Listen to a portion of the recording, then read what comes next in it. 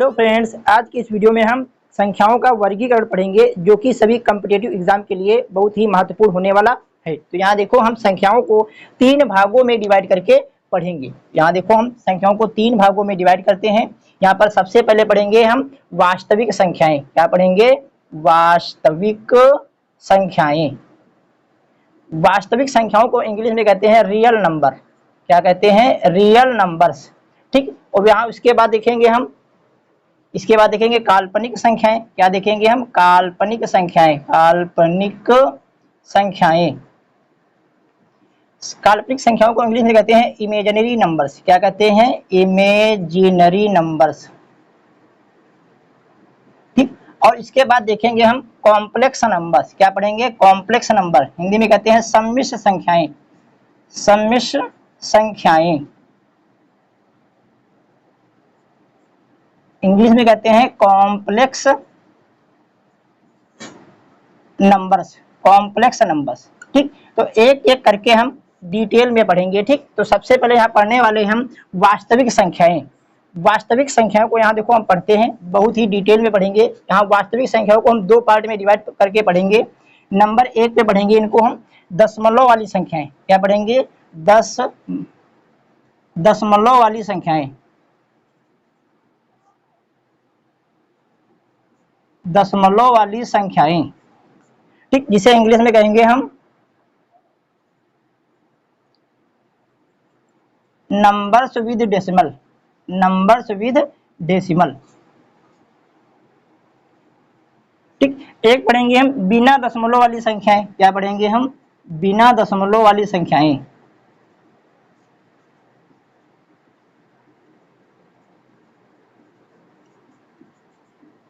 बिना दशमलव वाली संख्याओं को हम पढ़ेंगे। यहाँ पे लिख देंगे नंबर्स विदाउट डेसिमल।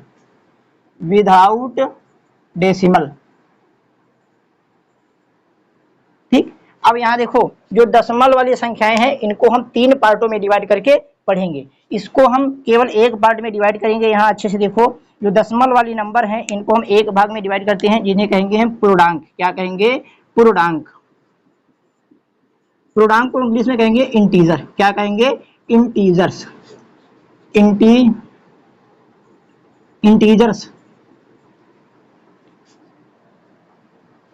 इंटीजर्स।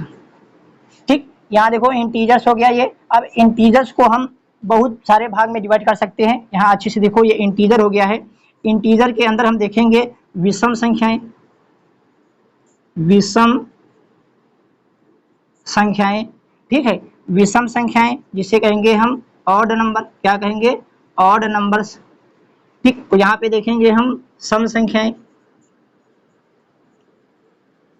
इसे कहते हैं इवन नंबर। क्या कहते हैं? Even numbers. ठीक। उसके बाद यहाँ देखेंगे हम इसमें ही प्राकृतिक संख्याएं और पूर्ण संख्याएं। पहले लिख देते हैं पूर्ण संख्याएं। पूर्ण संख्याएं इंग्लिश में कहते हैं होल नंबर। क्या कहते हैं? Whole numbers. ठीक। उसके बाद यहाँ देखो अच्छे से प्राकृतिक संख्याएं पढ़ लेंगे। क्या पढ़ेंगे? प्राकृत संख्याएं। प्राकृत संख्याएं या फिर प्राकृतिक संख्याएं। ठीक। प्राकृतिक संख्याएं को इंग्लिश में कहते हैं नेचुरल नंबर। क्या कहेंगे? Natural number. Natural numbers. ठीक। अब यहाँ अच्छे से देखो हम प्राकृतिक संख्याओं को भी 3 भागों में डिवाइड करके पढ़ेंगे। यहाँ जो प्राकृतिक संख्याएं हैं इनको हम 3 पार्ट में डिवाइड कर रहे हैं। यहाँ प्राकृतिक संख्याओं को 3 पार्ट में हम डिवाइड कर देंगे। एक जो हो गया अपना प्राइम नंबर, जिसे कहते हैं अभाज्य संख्याएं। क्या है? अभाज्य संख्याएं। ठीक। इसे इंग्लिश में कहेंगे प्राइम नंबर। क्या कहेंगे?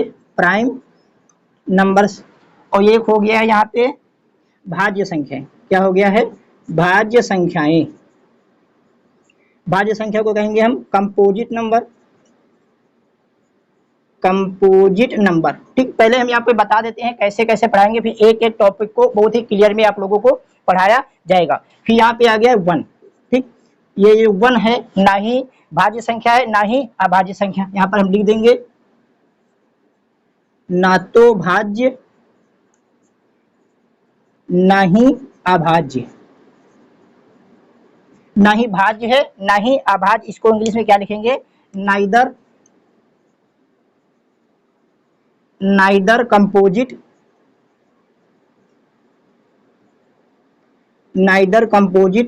नॉर प्राइम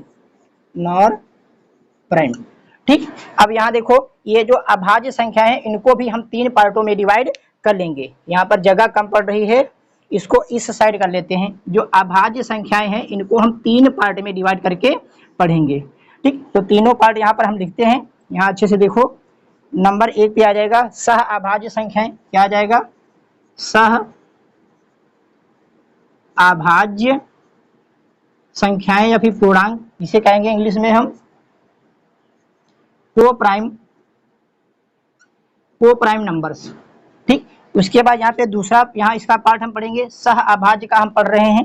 ठीक, इसे कहते हैं सापेक्षित अभाज्य संख्याएं या फिर इसको अपेक्षित अभाज्य संख्याएं भी कहते हैं। यहाँ आप लोग लिख सकते हैं और में डाल के,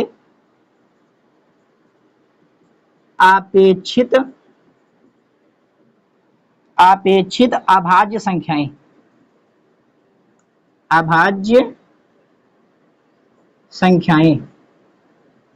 ठीक ठीक, अब यहाँ देखो इसका तीसरा पार्ट जो है, इसका जो तीसरा पार्ट है इसको पहले इंग्लिश में हम लिख देते हैं,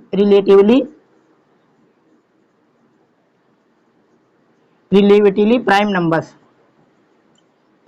नंबर्स। इनको हम काफी डिटेल में पढ़ेंगे। ठीक, अभी तो हम आप लोगों को बस बता रहे हैं। ठीक, इसका जो तीसरा पार्ट है इस साइड लिख देते हैं। इसे तीसरा पार्ट जो है उसको हम कहेंगे जुड़वा अभाज्य संख्याएं। जुड़वा अभाज्य संख्याएं, ठीक है, इसको इंग्लिश में कहते हैं ट्विन प्राइम नंबर्स।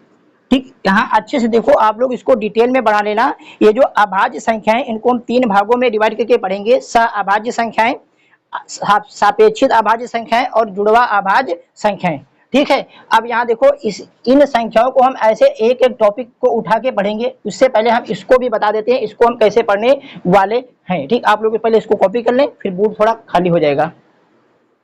अब यहाँ देखो हम दशमलव वाली संख्याओं को हम 3 भागों में डिवाइड करके पढ़ेंगे। यहाँ देखो अच्छे से लिखते हैं। जो पहला पार्ट है उसे कहते हैं शांत दशमलव प्रसार। शांत दशमलव प्रसार, इसे इंग्लिश में कहते हैं, यहाँ पे लिख देते हैं टर्मिनेटिंग डेसिमल एक्सपेंशन। ठीक, इसी प्रकार यहाँ पे ये दूसरा पार्ट है, यहाँ पे अशांत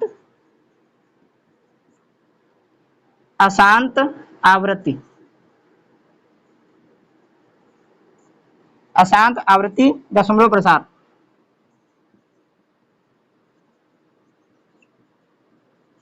इसी एक और भी नाम है इसका, यहाँ पे अथवा में लिख लेना। इसका है अनवसानी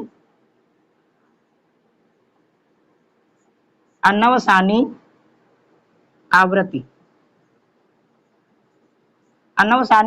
दशमलव प्रसार। इनको इंग्लिश में कहते हैं, यहाँ पर हम लिख रहे हैं नॉन टर्मिनेटिंग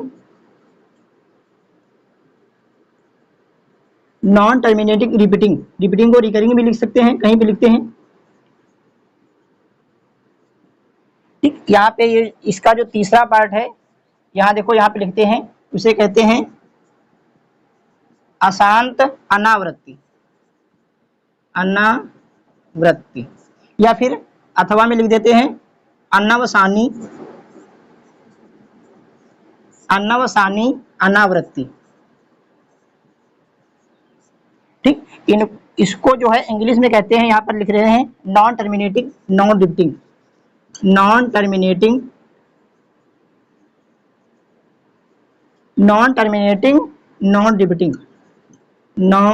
रिपीटिंग।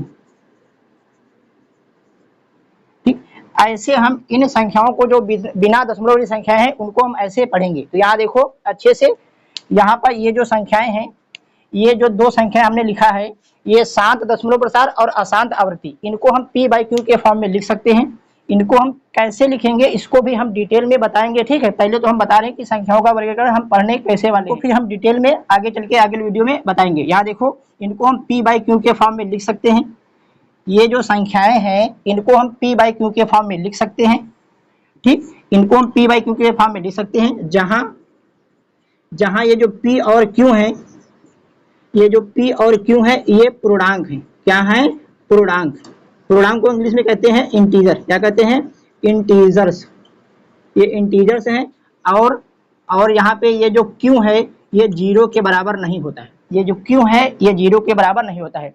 जो इस प्रकार की संख्याएं होती हैं इन्हें कहते हैं परिमेय संख्याएं। क्या कहते हैं? परिमेय संख्याएं। परिमेय संख्याएं। परिमेय संख्याओं को इंग्लिश में कहते हैं रेशनल नंबर। क्या कहते हैं? रेशनल नंबर्स, ठीक। अब ये जो दशमलव प्रसार है ये वाला अच्छे से देखो, इसको p/q के फॉर्म में हम नहीं लिख सकते हैं। इनको p/q के फॉर्म में नहीं लिख सकते हैं। ये जो p और q है ये क्या है? इंटीजर। यहाँ लिख सकते हैं p and q are integer. क्या है? इंटीजर्स। इंटीजर्स मतलब कि पूर्णांक, ठीक। यहाँ अच्छे से देखो, यहाँ पर हम p/q के फॉर्म में लिखते हैं तो ये जो q है 0 के बराबर नहीं होता है, लेकिन यहाँ पर 0 के बराबर हो सकता है। यहाँ पर 0 के बराबर हो सकता है, ठीक है। सब में नहीं होता है, हो जाता है, ठीक है। तो यहाँ पर लिख सकते हैं इसमें जो q 0 के बराबर हो जाता है, ठीक। अब यहाँ देखो, इस प्रकार की जो संख्याएं होती हैं इन्हें कहते हैं हम अपरिमेय संख्याएं। क्या कहते हैं? अपरिमेय संख्याएं। अपरिमेय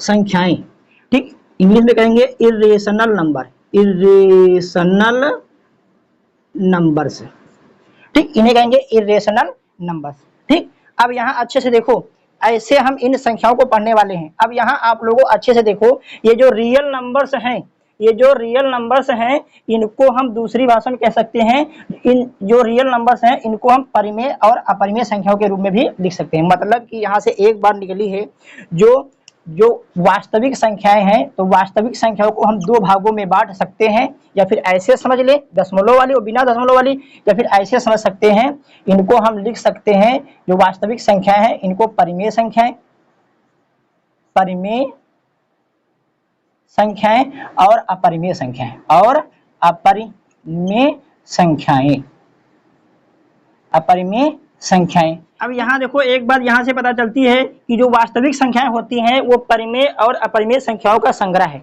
इसको ऐसे भी पढ़ सकते हैं कि परिमेय और अपरिमेय संख्याओं के संग्रह को हम वास्तविक संख्याएं कहते हैं। आप लोग इसको कॉपी करें। फिर हम यहाँ देखो, अच्छे से हमने यहाँ पे लिखा था बिना दशमलव वाली संख्याएं, उसमें हमने आप लोगों को पढ़ाया था पूर्णांक। अभी क्या बताया है? पूर्णांक। अब हम पूर्णांकों को बहुत ही डीपली पढ़ने वाले हैं, ठीक। आप लोग इसको कॉपी कर लें। ऐसे ही एक एक टॉपिक को बहुत ही डिटेल में पढ़ाया जाएगा। तो सबसे पहले देखेंगे हम पूर्णांक।